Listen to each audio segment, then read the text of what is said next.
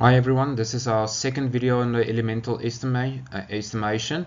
Yeah, I made a recording on the next slide, so yeah, you will see where I picked it up. Thanks.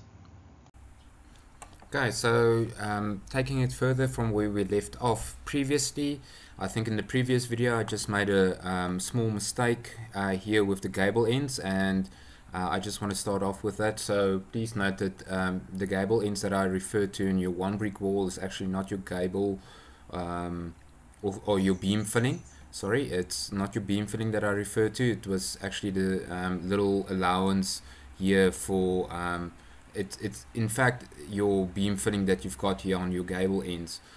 So you've got your roof trusses that actually goes through on this side, but then where your truss actually meets the wall, it's just that allowance to actually get to that area. So it's just that little section between the top of the rest of your wall and where your roof truss actually lays onto your roof plate. So the beam filling is actually nicely explained here in on page 3 of the measurements. Okay, so then you will see that the measurement will go through your component external finishes and your component windows, etc. Standard steel windows including lintels, sills, glass, paint, finishes, etc. In the elemental estimation, we usually measure it in number. So whenever you have number here, it's just a number times a specific item here that you might use. So you have the option of actually measuring it in square meters or in number, and we'll get to the guide a little bit later on. So the guideline is actually the way that you're going to measure it, so I'll explain that a little bit later. So but for the example, this is just how everything works. So you've got your component for doors. Here you can see it's actually measured in number. The advantage of having it in square meter here is if you've got different size windows and you don't have quotes for it yet, and then you can use a square meter rate to universal to all of your windows. That's of the same. If it's steel windows, you can use that same rate for that. If it's aluminium windows, you use a different rate. If it's wooden windows, you use a different rate. But it just allows you to have a more accurate estimate of how that works. Okay, so but you still have the option of numbers or so. In this example, it's nice. Numbers would have worked very nicely because you only have one type of window. Okay, so then you've got your doors, you've got your element, your roofs, component construction, wooden trusses that you measure, including wall plates, ties, etc. And here they've measured it in length, and you've got 2, so you can see it's measured in over the length of your roof. The main thing that you need to remember here is to compare apples with apples. If you've got a previous drawing that shows different that you measure differently in your bills, your roof area is usually measured over the angled roof area, whereas many times you might have a roof that's measured over the flat area here. So obviously the one on the slanted angle is more accurate because you can easily compare it with previous projects where the angle of your roof differs. Okay, so just note that in the example it's measured on the slanted area. Okay, then we've got our component coverings, corrugated coverings. You can see it's the same as what you've got here. And then we've got our component insulation material wool. Here you can see they just used the flat area for that. So that's your think pink, or many of your houses or examples might have something else, so you don't necessarily have insulation separate. It will be included in your ceiling boards. For instance, if you've got lambda board or ISO board or whatever, that will be the item that you use, so you don't necessarily have to measure insulation. Then component eaves. Your eaves is the side of your roofs. So this is our fascias. Component verges. Verges is like your barge boards. Your verges is on the side of your gable ends to the roofs. Okay, and then you can see component downpipes. Your rainwater goods is measured here, and it continues like that. Your one brick wall superstructure. This is our interior wall, floor components, etc. So for our purposes, you don't really have to follow all these specific rules. I'll get into the guideline just now. So if you just use the guideline to tick off all of your items that you need to measure, then you will do the same that's been done in the example. You can see we've got vinyl tile, floor tiles, skirtings, elemental internal wall finishes, plaster and paint finishes. Here they've measured it together, and they had a deduction on finishes. It seems like, yeah, it's the doors and the windows that was just deducted again. Okay, so I'm just running through this. I think you can go through all of these items by yourself. It's quite self-explanatory, and like I said, where I want to get to is your elemental guideline. Okay, so here's all the measurements. Okay, here's the preliminaries. You can see it's measured as an item. So for your purposes, you're going to use a percentage whenever you calculate your P's and G's. Clearing of the site, removal of trees, etc. Amount for building contract contingencies also allowed here. Just go up before I miss anything. Okay, you will see the electrical installation is measured in square meter. Okay, so again, here you've got the option to measure it per light fitting or per electrical fitting or per square meter. It's just easier to do it per square meter because you can easily convert your existing bills of quantities to a square meter rate for your electrical installation and do it like that. The same with your plumbing. I just want to get to our plumbing. Okay, electrical cable, this is just for the main supply. Hardwood cornices, nailed up ceilings. Okay, we didn't have any bathroom fittings, but I'll get to that later on. Okay, elemental site clearance, just an allowance for that. Your guideline actually will prompt you for this also. Okay, so more or less that's how the measurement works. You will see another thing is your pre-tender escalation. For our purposes, it's not going to be necessary to look at pre-tender escalation. Elemental contract calculations. Okay, all just square meter, and then you will see the VAT component just added to that. Okay, so the following pages, the cost components are built up by pricing the items they consist of. So the elemental estimate was done in 2003. I actually updated it recently. Why I'm kept it 2003 is just the rates basically that applies to that. So you will see now, but the principle stays the same. The quantities and everything I just pulled over into a new nice Excel spreadsheet. Okay, so now you've done all of your measurements, but that's usually the easy section of your estimation, is to get a get your quantities together. But now you need to put together your rates. So going to your unreinforced strip footings. Okay, so this is item 110 of your guideline. So let me just go to our guideline.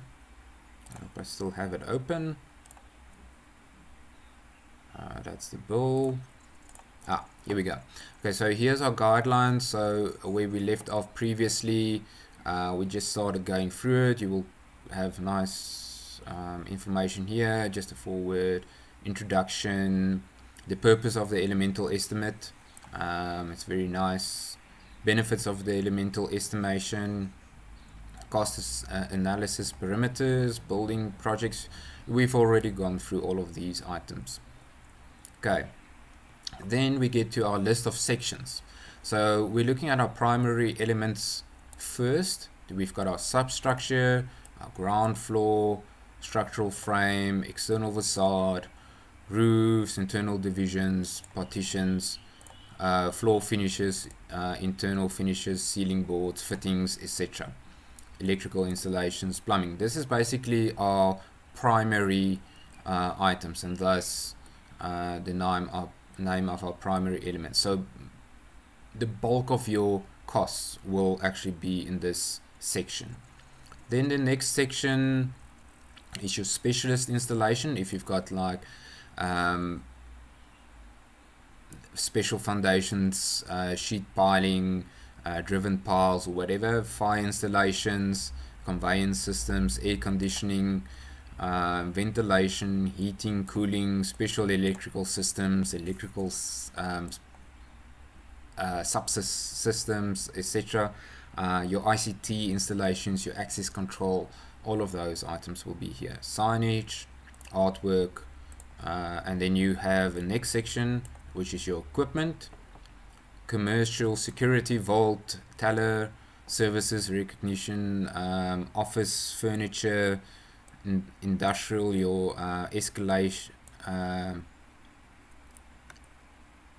your ecclesiastical something which I don't know what it is, and then you've got library, theater, stage, any items that hasn't been covered, like your audio visual, detention, research, medical installations, vehicular services, parking, loading docks, etc. Any special installations, most of these items won't be applicable. Then you've got tenant installations, like for instance if a tenant has to install a fiber installation or anything like that, which falls outside of any other installations. Then we've got alterations. If you've got an existing building, I don't think anyone has like alterations where you have to refurbish a new building, but it's measured underneath your alterations. Then you get your external works, and you can see there's quite a lot of external works like pools, minor construction works, etc., garden works. Okay, and then you get to your preliminaries, your contingency allowance, your escalation, your tax, etc. For your purposes, you can allow escalation if you know that you're doing the estimate now and it will take about a year before the construction actually starts, or 3 months until the construction actually starts. So you can use your discretion with regard to this, but in most of your cases I don't think escalation will be a thing that you need to worry about. Okay, so your general allowances, you can read through this. Here's some nice items that you can look at. Risk contingency allowances, price and detailed development of contingencies, construction contingencies, escalations, some explanations on how that works. Okay, then we've got our definitions. This just the symbols and the different units that you might use on during your measurement. Commonly used functional units, just a nice explanation is parking facilities is like an extra addition, and square meter. Just this is not too important, so don't confuse yourself with all of these items here. So this is actually for each apartments, etc. So if you need to on the summary page, you will see how this is broken down. Okay, so components, just the definitions. Then you've got costs, cost per functional unit, etc. Okay, so I'm just going to skip all of these explanations and get to our actual guidelines. So the schedule of components. So when you do your building, what you will have is you will have this on the one side, and you will have your drawing on the other side, and you will have your Excel spreadsheet on another side. So what you will do is you will go through your primary elements, and you will go through each of these items and tick it off one by one. So what you will do, let me just open our little Excel spreadsheet. Okay, so here's our example. So this is our summary. We've got our elemental summary, and we've got our estimate. So this is our components that we've got here that we're measuring. This is where you will start, and you will link it with your summary, and then your elemental summary, and then your final summary. Okay, and then you will see I've got a rate build up here. So here you will use your previous or your bills of quantities and make the necessary breakdowns to actually get to your estimations. Okay, so just to get back to the example, I'm just going to skip the rate build-up for now. I'll do the rate build-up in a separate video. Okay, so you'll see all of these nice little ways of calculating your rate build-ups. Just scrolling down some more. Okay, so the first thing that you need to do is just to set up your spreadsheet, and what I've done already is I've set up the spreadsheet for you already, so you will see all the different sections listed in this column. You will see it's got its code 100, and so our primary element is our first one is our substructure, and it has a code 100.10, so unreinforced strip footings. So if we look at our strip footings, we've got a strip footing of 800 by 300 by okay, let me just write this in as well. Okay, by 1.3 meters deep. Okay, and it's measured in meters. Where did I get that? I got that from our guidelines. So construction lowest area, floor having foundations. Okay, so we this item is not applicable. Our first item will be our item 100.10, unreinforced strip footings. This is just like the overview of everything that we've got here. So you will see everything adds up together. I don't know why this is 936, but in your case it will be our total floor area. Let me just go to our measurements.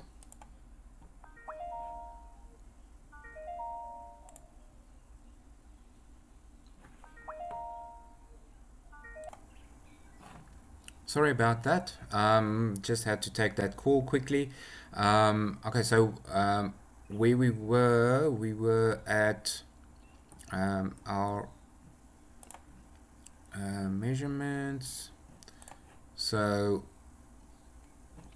construction of lowest floor. Okay, so our length of our plan, so we've measured our length of our plan, but in your total floor area. This is just your total floor area that you add into this section. You will see an example as well. So this is, if you go to your drawing, just the 5.44 times your 10.66. So it's our 5.44 times 10.66. Okay, and then we just round it off to 58 square meters. Okay, you will see I'm not too strict on whether this is 59 square meters or 58 or 57. This is just within the range of your measurement. You will see it, the example I think has it a little bit different than I have. If we just scroll down to our summary, I want to get to our first components. Okay, so this is just the examples. Okay, yeah, they've also measured 58, so it's just a 58 that we're going to use there. So just to end off this section of the video, I'm going to just go through the examples whenever you set up your elemental estimate. Okay, so now I've gone too far. Just go down a little. Okay, so here's your total example of layout of your elements. So this is what we're currently going through. So it just gives you an example, and they've used external facade. So this is how your brick and block work will look. Here's the description of the item. Here's your measurement. You will see it's measured in square meters as per your guideline, and then your cost rate for that, and you times that together to get that item. So, and then you've got your finishes, curtain walls, windows, doors, and all of that is then added up to your total area here. Okay, so this is just the example from the elemental guideline. Okay.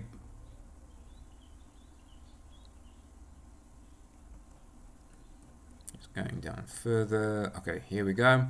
Example B, example of your elemental estimate summary, just to give you, okay, so we're working backwards in the example. So this is your component level, your elemental summary is here, so this is how that layout looks. Primary items, etc., and then you've got your here's your total summary of all of your elements given. Okay, so that is that. So you've got your